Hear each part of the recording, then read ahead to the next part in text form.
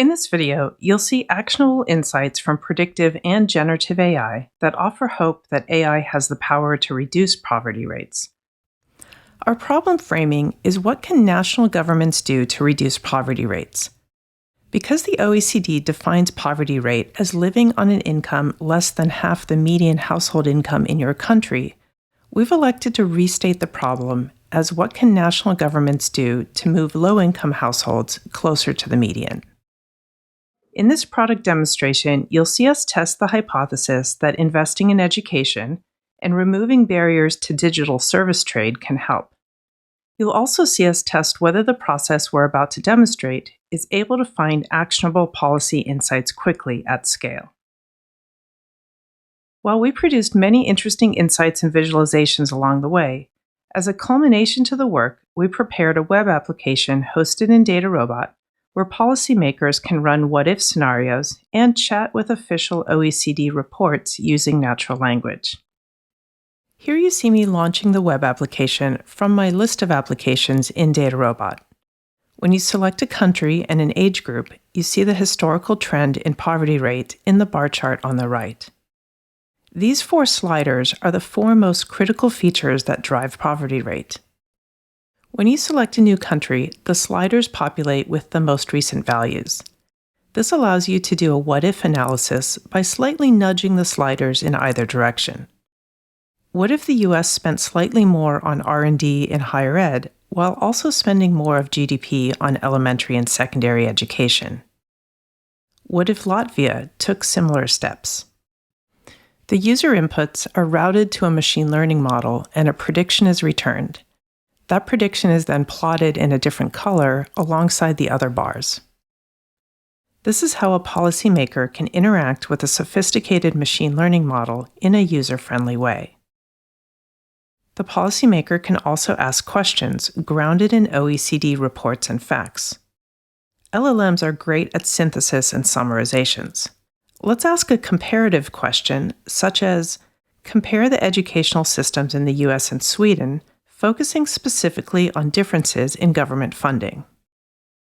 Or here's another, discussing the digital service trade restrictiveness in Latvia, focusing on regulatory barriers. This is how a policymaker can confidently interact with a retrieval-augmented generation solution. The rest of this video provides details on the insights produced and the exact process we followed to create the generative and the predictive experiences you just saw. If you're primarily here to see the insights produced, this section is for you. If you're here to see the process and the DataRobot functionality, you can skip ahead to part 3 if you prefer. The predictive model that fuels the poverty rate simulation app is able to explain 92% of the variance in poverty rates by country, by age group, by year. It has only 4 features besides the country, age group, and year. These 4 critical features were discovered in about 3 hours of work using DataRobot's powerful automation. Here we see what those 4 critical features actually are. The 5-year minimum in the Digital Services Trade Restrictiveness Index, the 5-year minimum in the R&D spending on tertiary education, the 5-year maximum in the percent of GDP spent on primary and secondary education, and the 5-year maximum in the percent of primary and secondary spending on capital improvements. In the process section, you'll see exactly how these 4 were isolated from hundreds of education and service trade metrics. This model definitely passed human validation. Here you're seeing a partial dependence plot isolating the Digital Services Trade Restrictiveness Index to show its marginal effect on poverty rate within the machine learning model. When trade in digital services is more restrictive, poverty rate is higher, with a near linear relationship and a 4 percentage point swing on the y-axis. This is true for all age groups in aggregate and for individual age groups. Here, you're seeing that poverty rates are lower when R&D spending on level 5 to level 8 education is higher. Note that this government spending benefits older age groups in the country too, not just younger age groups. This is the beginning of the process section. DataRobot is a unified platform for generative and predictive AI. We help you operate with confidence, govern with visibility, and build with agility. Our customers report 83% faster deployments, a 4.6x return on investment, and 80% lower costs for a typical use case. We want to take you under the hood and show you all these different steps, so we had to subdivide this a little bit. If you follow the video in order, first you'll see the build steps for the generative model, followed by the govern and operate steps for that generative model. Then we switch over to predictive, looking at the build steps for the predictive model, and then the corresponding govern and operate steps. This begins the Generative AI process section. LLMs are great at summarization and synthesis, two things that a busy policymaker who is not an expert on any particular topic needs. But those summaries need to be grounded and factual. In this section, we'll create a retrieval augmented generation chatbot grounded in OECD official documents. In DataRobot, this can be done in code or no code, and I've selected no code since it makes for a better viewing experience. Here we go on the build portion. One of OECD's current headline stories is the fact that barriers to service trade remained high in 2013. Let's dig a little deeper. At the bottom of this page, you see that there are authoritative PDFs, one per country. My first step was to download each of these PDFs and combine them into a zip file. Here you see me uploading the zip file of documents to the DataRobot use case. Note that we did go back later and add more documents dealing with education. Now I'm ready to create a no-code vector database to represent the contents of your text files mathematically in a way that is easy to retrieve. In the user interface, you'll need to make some decisions about different types of embedding models, chunking overlap strategies, and max token length for your chunks. While there are some rules of thumb that might be helpful to you, the best policy is to experiment broadly. So here you see me creating 3 versions. The next step is adding an LLM playground, and within the playground, adding multiple LLM blueprints. Here you're seeing me configure the first blueprint. I'm going to choose Azure OpenAI GPT 3.5 Turbo. I'll select vector database number 1, and I'll add a custom system prompt that says, "You are a staffer for a busy legislator. Keep your answers grounded in facts and brief." Then I'll set the temperature lower to focus on facts and reduce creativity. I'll give this a descriptive name and save it as my first blueprint. Now I'll fast forward through the creation of additional blueprints using different vector databases. Here comes the fun part, comparing them side by side. I'll select 3 and give them all the same question. I have 1 error message and 2 usable responses, so let's keep going. This is really about trial and error and about personal preference. After 4 questions, I'm starting to favor the purple model based on vector database number 1. I go back to the build interface and I give Google Bison a try with all the same settings. Now instead of comparing different vector databases, I'm comparing different foundational LLMs. Notice that for each response there's a confidence score and there's a link to citations. I can view the actual text passages in the grounding PDFs. This is a close call based on very limited experimentation, but I'm going to go with the Azure model. To recap, you just saw the experimentation that sits behind the creation of a RAG chatbot to assist a legislator in developing policy. Having built it, the next steps are to register and deploy it, which move us into the govern and operate phases. Having declared a winner in the previous segment, I'll now send that winning blueprint to the model workshop from the drop-down menu. DataRobot will now do the hard work of assembling all of the model artifacts. All I need to tell it is the base environment. About a minute later, my model workshop contains 34 auto-generated files. There are files related to model hooks, files related to the embedding model, files related to the documents themselves, and files related to the prompting. Code-first users can open any of these files and edit them directly. Next, you'll see me add custom runtime parameters. Now the model's ready to move from the workshop to the registry. In the model registry, I see all the model metadata neatly organized and associated with version 1 of this model. I can now use DataRobot's amazing one-click deployment process to deploy this entire RAG solution. In the console, I configured just a few parameters and then confirmed that I'd like to deploy this model. Creating this deployment took about 2 minutes, but compare that to 2 weeks or even 2 months for some organizations. Here you see it listed as the 66th deployment that I'm monitoring. Clicking inside, you can see that the API endpoint is ready to go. All you need is the API key and the deployment ID, and we'll be able to connect this to our web application. This deployment is brand new, so it has no metrics, but let me say a few words about custom metrics for LLM ops. Generative AI solutions require entirely different monitoring metrics, and that's why DataRobot offers you LLM cost, groundedness, prompt injections, and other metrics for monitoring your generative solutions. To wrap up this section and confirm that everything is connected correctly, let's ask the helper bot a question. You're seeing a split screen view between the front-end web application on the left and the DataRobot monitoring console on the right. This generative model has received 57 requests, of which the last one was about 11 hours ago. Let's ask it a new question.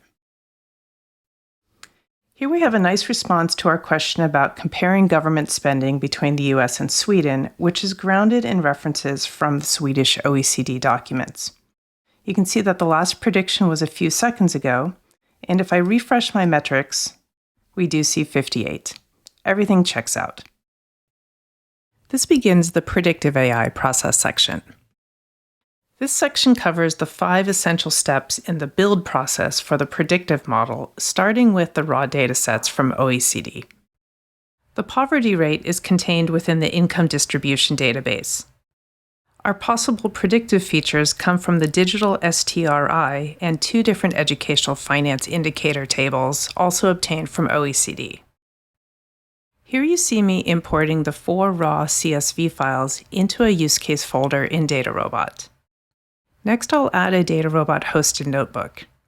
Here you see me selecting the container size and the pre-built image. After starting the container, I asked the code assistant to write me some code for exploratory data analysis. This allowed me to quickly get familiar with the data and meant that I didn't have to switch interfaces to use generative code assist. Here's what the finished notebook looks like.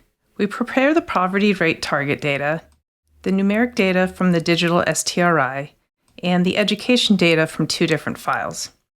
After merging the education files together, as a recap, we have 3 total files, the target and 2 files that we'll use for time-aware feature discovery.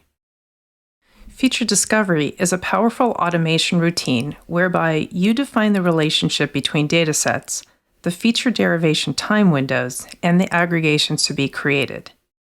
Then the autopilot mode and the command analyze and model do the heavy lifting for you.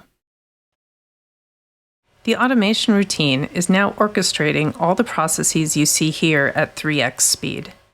DataRobot derives, then reduces the requested features. Based on your data type and quantity, DataRobot applies heuristics to assemble potential model recipes, which we call blueprints. Note that after preparing the 3 raw files, I did not do any of the traditional data prep that is often the slowest step in data science. DataRobot is doing that for me. Within 2 minutes of executing the notebook cell, I have hundreds of features with documented lineage to explore, several completed machine learning pipelines, and another 50+ queued. It can be quite mesmerizing to watch, but I don't need to be watching it. I'm actually going to queue up the next piece of automation, which we call FIRE. FIRE stands for Feature Importance Rank Ensembling, and it is much more fully explained in this AI accelerator, which you can find in DataRobot Community GitHub. I'll execute FIRE in the notebook and then show you a glimpse of what's happening in the GUI. This is the iterative process that was used to find those final 4 important features for our poverty rate model. Here you're seeing a ranked list of models based on the top 33 features as determined by FIRE. In the next iteration, FIRE reduces this down to 18 features and runs the model competition again. This continues iteratively and automatically until we have our final feature list. If you look carefully at the header, at this point you'll realize there's 149 complete machine learning pipelines for you to evaluate. To recap, you saw me do some mild data transformations in the notebook on the raw data files. Then I defined these dataset relationships programmatically and allowed DataRobot to do the heavy lifting of the feature engineering, the recipe development, and all the calculations. It's like having a huge team working on your behalf, and now I can review all the completed experiments. Let's learn more about the winner, this light gradient boosting on elastic net predictions. Here we see the blueprint, sometimes known as a recipe. The numeric and categorical variables each follow their own preparatory steps before flowing into the final algorithm. The lift chart looks good. The residuals look good also, nice and evenly distributed. The feature impact shows us those 4 critical features, and computing the feature effects will give us a partial dependence plot for each feature in the model. All charts are interactive and can be exported too. Building is over, and it's time to focus on model governance and operations.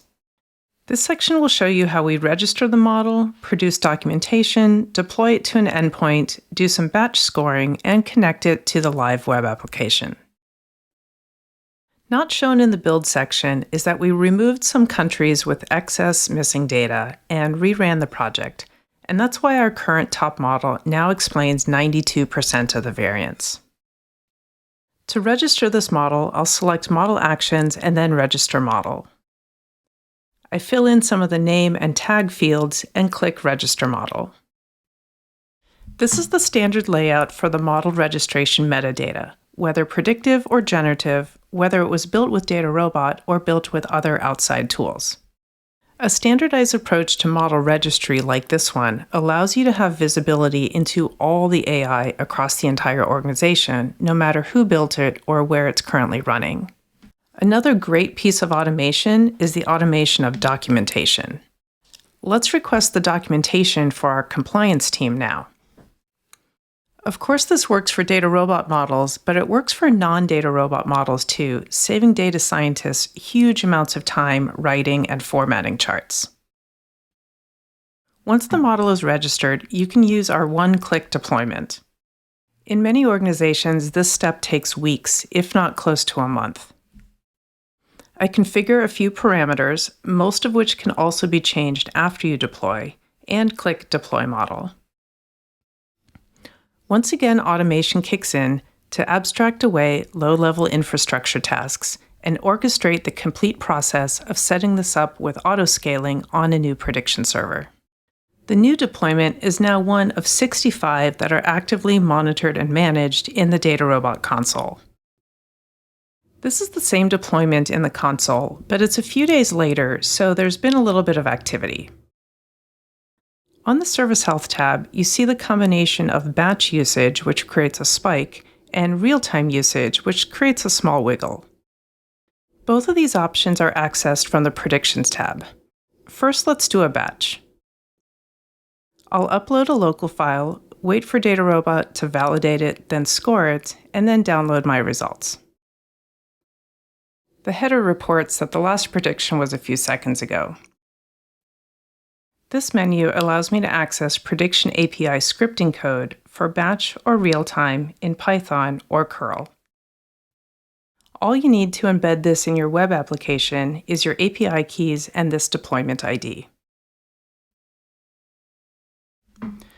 To wrap up this section, let's do a final test. You're seeing a split-screen view between the front-end web application on the left and the DataRobot monitoring console on the right. This is the deployment monitoring the predictive aspect. There have been 174 requests, and the last one was 14 hours ago. let's put in a new request. Let's focus on the country of Sweden. And knowing that when we first select a new country, the sliders will populate with the current values of those 4 metrics. So let's imagine that Sweden spends just a little bit more of GDP on education and reduces their restrictiveness just a little bit. What difference would that make? That actually would have a noticeable difference on bringing down poverty rate from 8.8% to 7.7%. We can also see that the last prediction was a few seconds ago, and if we refresh the metrics, we now have 175 total requests. So everything checks out. To recap, you just saw how a DataRobot user can take an unfamiliar dataset and problem frame, develop hypotheses, quickly produce insights, build, govern, and operate a generative model, build, govern, and operate a predictive model, and bring them all together in a unified end-user application. To learn more about DataRobot or access our free trial, go to datarobot.com.